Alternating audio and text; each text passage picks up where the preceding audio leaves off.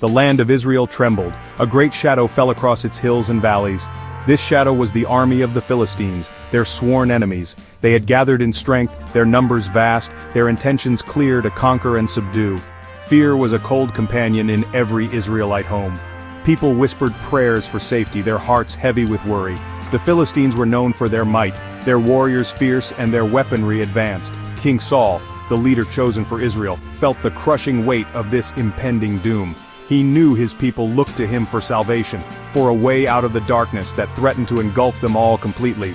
King Saul knew he could not face this threat alone. He needed brave men, strong men, men willing to lay down their lives for their land and their people. So, he sent out messengers. They traveled swiftly through the towns and villages, carrying the king's urgent plea. "Israel is in danger," the call echoed. "Our enemies are at the gates. Who will stand with us? Who will fight for the Lord?" The king's words sought to stir the hearts of his people, to rally them against the formidable foe. He hoped for a groundswell of courage, for heroes to emerge from the ranks of ordinary men. The Philistines were not just any enemy, they were a terrifying force. Their soldiers were well equipped, their chariots formidable in battle, and amongst them stood a champion, a man of such immense size and strength that his very name Goliath of Gath could make grown men tremble. His reputation preceded him, a living embodiment of Philistine power. The Israelites, looking upon their own resources, their own warriors, felt a chilling sense of inadequacy. How could they possibly stand against such a perfectly prepared and menacing adversary? The odds seemed impossibly stacked against them. In every corner of Israel, the tension was palpable. Daily life was overshadowed by the grim reality of war. Families clung to each other, finding solace in shared prayers and whispered hopes. Soldiers prepared their weapons, their minds filled with thoughts of the impending conflict. Yet beneath the surface of these preparations, a current of despair ran deep. The enemy seemed too strong, the challenge too great to overcome. Everyone yearned for a miracle, a divine intervention that would deliver them from the clutches of fear and the looming threat of the Philistine army. In the quiet town of Bethlehem, nestled among the hills of Judah, lived a man named Jesse. He was a father to many sons, strong and capable young men who were the pride of his household. When the king's call for soldiers reached Bethlehem, Jesse's older sons did not hesitate. They were men of valor, ready to answer the summons to defend their nation. They prepared to leave their homes, their fields, and their families to join the ranks of Israel's army. Jesse watched them go, his heart filled with a father's pride and a natural concern for their safety in the face of such a dangerous enemy. These older sons of Jesse, men like Eliab, Abinadab, and Shammah, were deemed fit for the rigors of war. They possessed the strength and the stature expected of warriors. They journeyed to the valley of Elah, the place where the Israelite army had encamped, directly opposite the menacing Philistine forces. They were ready to take their stand, to fight for their king, their people, and their God. Their departure left a noticeable void in the family, a reminder of the serious times in which they lived, where duty called them to face potential death. However, one son remained behind in Bethlehem. This was David, the youngest of Jesse's 8 sons. In the eyes of his family and his community, David was still just a youth. He was not considered old enough or strong enough for the battlefield. His brothers were the warriors. His appointed task was far more mundane, yet essential in its own way. He was entrusted with the care of his father's flock of sheep. While his brothers marched towards war, David returned to the familiar pastures, his days filled with the bleating of sheep rather than the clash of swords. So, David continued his life as a shepherd boy. His days were spent under the open sky, guiding his flock to fresh grass and cool water. He learned the rhythms of nature, the signs of changing weather, and the ever-present dangers that lurked for his vulnerable sheep. He protected them from predatory beasts like lions and bears, developing a quiet courage and a keen sense of responsibility. These solitary days in the wilderness, far removed from the grand affairs of kings and armies, were unknowingly shaping him, forging a spirit of resilience and a deep, unwavering faith in God's protection. One day, Jesse, concerned for his sons at the front, called young David to him. He had an important errand for his youngest. "I want you to go to your brothers in the army camp," Jesse instructed. "Take this ephah of roasted grain and these 10 loaves of bread for them. And here are 10 cheeses for the commander of their unit.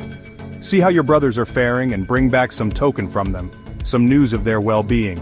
It was a mission born of fatherly love and a desire for reassurance during uncertain times. David, ever obedient, rose early the following morning. He made arrangements for another shepherd to look after the flock in his absence. Then, taking the provisions his father had prepared, he set out on the journey to the valley of Elah. The path was likely dusty and long, but David's steps were purposeful. He was eager to see his brothers, to deliver the comforting food from home, and to learn firsthand about the situation at the battlefront. He carried not just bread and cheese but also the unspoken anxieties and hopes of his family. Upon reaching the outskirts of the Israelite camp, David found the army moving into its battle formations. The air was thick with tension and the sounds of men preparing for conflict. The war cry was being shouted. David hurried towards the battle lines, searching for his brothers. He found them and began to speak with them, inquiring about their welfare and sharing news from home. It was in the midst of this reunion that a sudden commotion erupted. From the Philistine ranks, their champion emerged, striding arrogantly into the space between the two armies. It was Goliath of Gath. David had likely heard tales of this giant, but seeing him in person must have been a shocking experience. The man was a mountain, clad in gleaming bronze armor that reflected the sun, his spear shaft as thick as a weaver's beam. Goliath's voice, a booming sound that seemed to shake the very ground, echoed across the valley. He shouted his customary defiance, his words filled with scorn for Israel and their God. David watched and listened, his young heart taking in the scene, the giant's terrifying presence and the palpable fear that rippled through the Israelite soldiers. Goliath, the Philistine champion, stood brazenly in the open, a colossal figure of intimidation. His armor was said to weigh a staggering amount, and his spearhead alone was a heavy piece of iron. He surveyed the Israelite lines with utter contempt. "Why have you come out and drawn up your battle lines?" he roared, his voice laced with mockery. "Am I not a Philistine, and are you not the servants of Saul? Choose a man and have him come down to me, let him be your champion to face me." His challenge was a direct affront to Israel's honor and military pride. The giant then laid out the brutal terms of his challenge, a high-stakes gamble for both nations. "If your man is able to fight and kill me," Goliath bellowed, ensuring all could hear, "then we Philistines will become your subjects. But if I overcome him and kill him, then you will become our subjects and serve us." This was no mere skirmish, it was a contest that would decide the fate of their peoples. The loser's nation would face servitude, a humiliating and devastating outcome. The weight of this proposition hung heavy in the air. For 40 long days this scene had repeated itself. Every morning and every evening Goliath would stride out. He would parade his massive frame before the terrified Israelites. He would shout his taunts and his challenge, his words dripping with disdain for Israel and their God. King Saul and all his soldiers heard these daily defiances, and with each passing day their fear deepened, their spirits sank lower. No Israelite warrior, not one, had found the courage to step forward and accept Goliath's dreadful invitation to single combat. A chilling fear like a paralyzing frost had settled over the camp of Israel. The soldiers, once perhaps eager for battle, now looked upon Goliath with dismay and dread. His sheer size, his formidable weaponry, and his unshakable confidence made him seem utterly invincible. They whispered amongst themselves, their courage failing them. Who among them could possibly hope to defeat such a monstrous opponent? The silence that met Goliath's challenge was a testament to their overwhelming fear and their growing sense of hopelessness. The army was demoralized, teetering on the edge. Section 5. A Shepherd's Unlikely Courage. David volunteers for battle. David, the young shepherd, heard Goliath's insulting words. He saw the cowering fear in the eyes of Israel's seasoned soldiers. But what stirred in David's heart was not fear, it was a surge of righteous indignation. He could not comprehend how this pagan giant was allowed to mock the armies of the living God without consequence. What will be done for the man who kills this Philistine and removes this disgrace from Israel? David asked the men standing near him. Who is this uncircumcised Philistine that he should defy the armies of the living God? His questions were sharp, cutting through the prevailing despair. When Eliab, David's eldest brother, heard him speaking like this, his anger flared. He saw David's inquiries as youthful arrogance and presumption. "Why have you come down here?" Eliab demanded, his voice sharp with rebuke. "And with whom did you leave those few sheep in the wilderness? I know how conceited you are and how wicked your heart is. You came down only to watch the battle, to satisfy your curiosity." Eliab misjudged his younger brother's motives, seeing only impertinence where there was genuine faith and courage. But David was not easily silenced by his brother's scorn. David's bold words and his fearless demeanor eventually reached the ears of King Saul. Intrigued or perhaps desperate, the king sent for the young man. David, a mere shepherd boy, still smelling of the fields and flocks, stood before the disheartened king of Israel. "Let no one's heart fail on account of this Philistine," David declared, with an astonishing and unwavering confidence that belied his youth and inexperience. "Your servant will go and fight him." Saul must have looked at this boy, so small compared to the giant, with a mixture of disbelief and perhaps a tiny, desperate flicker of hope. Saul was understandably skeptical. "You are not able to go out against this Philistine and fight him," the king said. "You are only a young man and he has been a warrior from his youth." But David calmly explained the source of his courage. "Your servant has been keeping his father's sheep," he began. "When a lion or a bear came and carried off a sheep from the flock, I went after it, struck it, and rescued the sheep from its mouth. When it turned on me, I seized it by its fur, struck it and killed it. Your servant has killed both the lion and the bear. This uncircumcised Philistine will be like one of them, because he has defied the armies of the living God. The Lord who rescued me from the paw of the lion and the paw of the bear will rescue me from the hand of this Philistine." His past victories, empowered by God, were the foundation of his present faith. Section 6. Royal Armor and a Humble Sling, David's Choice of Weapon. King Saul listened intently to David's testimony. He heard the unwavering faith in the young shepherd's voice, a faith that seemed to dwarf the fear gripping his seasoned soldiers. Perhaps Saul saw a glimmer of divine anointing on this youth, or perhaps he was simply out of other options. With a sigh that likely carried the weight of his kingdom, Saul relented. "Go," he said to David, "and may the Lord be with you." It was a significant moment, a king entrusting the fate of his nation to an untested boy, armed primarily with conviction. Having given his consent, King Saul then sought to equip David in the manner befitting a champion going into battle. He offered David his own royal armor. He dressed David in his own tunic, a garment of importance. He placed a heavy coat of mail upon the boy's shoulders and a bronze helmet, crafted for a king's protection, upon his head. This was the finest military gear available, designed to shield a warrior from the enemy's blows. Saul intended to give David every possible advantage, as any prudent leader would. David, now clad in the king's armor, tried to move. He fastened Saul's heavy sword to his side, but the armor was cumbersome, unfamiliar, and ill-fitting for his youthful frame. He had never worn such equipment before. He took a few tentative steps, feeling weighed down and restricted. "I cannot go in these," David respectfully told King Saul, "because I am not used to them. I have not tested them." He recognized that fighting effectively required more than just heavy protection. It required agility and reliance on familiar skills. So, with due respect, David removed the king's armor. Instead of the royal armaments, David turned to the simple tools of his shepherd trade. He picked up his trusty wooden staff, a familiar comfort in his hand.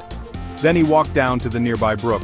From the stream bed, he carefully selected 5 smooth stones, stones worn round by the flowing water.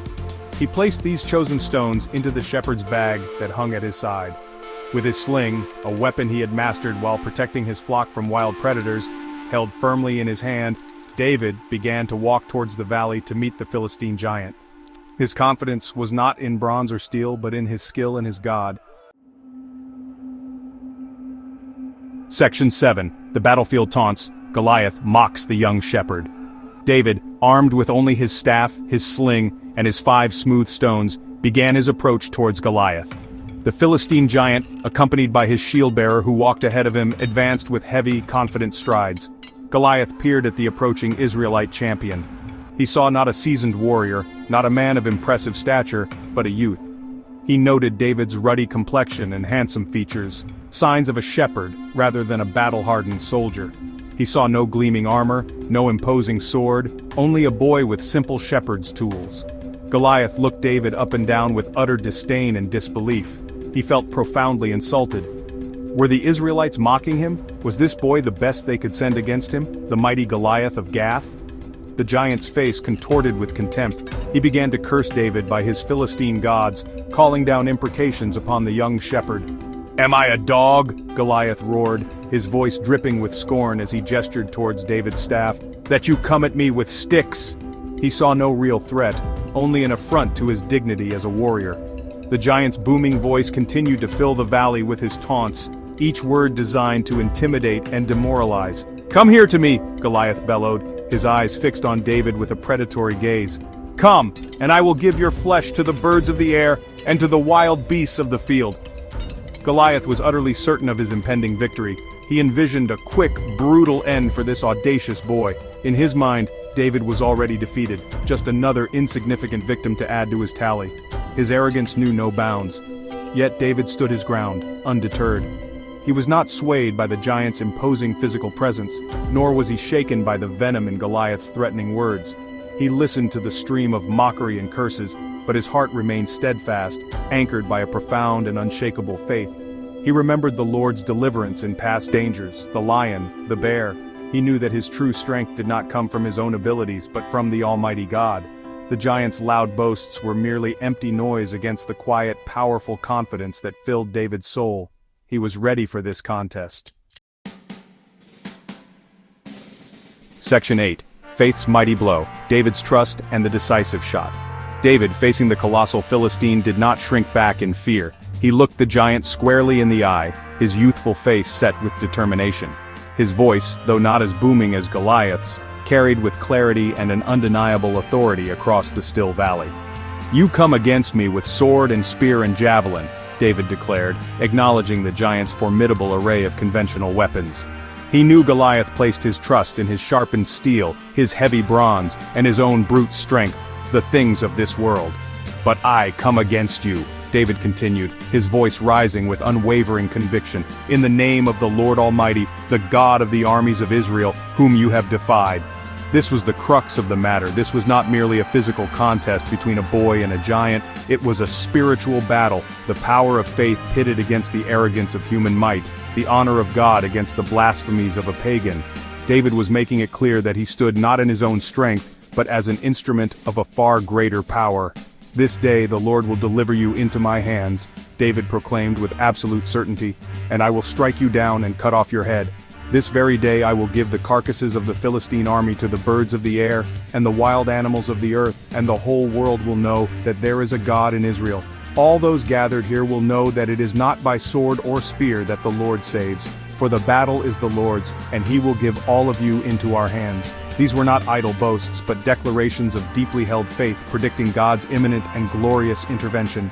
As Goliath, enraged by David's defiance, began to move closer for the attack, David did not hesitate. He ran quickly towards the battle line to meet his adversary. Reaching into his shepherd's bag, he swiftly took out one of the smooth stones. He expertly placed it into the pocket of his sling. With practiced skill, he whirled the sling around his head, gathering momentum. Then with perfect timing, he released the stone. It flew through the air with incredible speed and precision, striking the Philistine squarely on his exposed forehead. The stone sank deep into Goliath's brow, and the giant, the terror of two armies, stumbled and fell face down onto the earth with a mighty thud.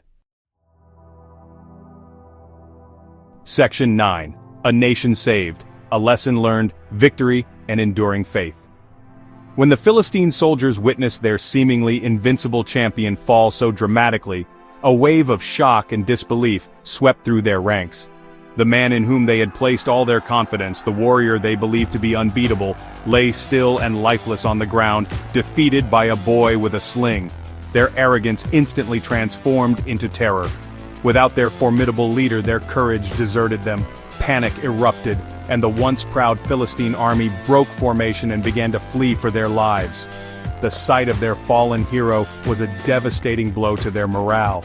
Seeing the Philistines turn and run, the men of Israel and Judah let out a tremendous shout, a roar of exultation and renewed courage.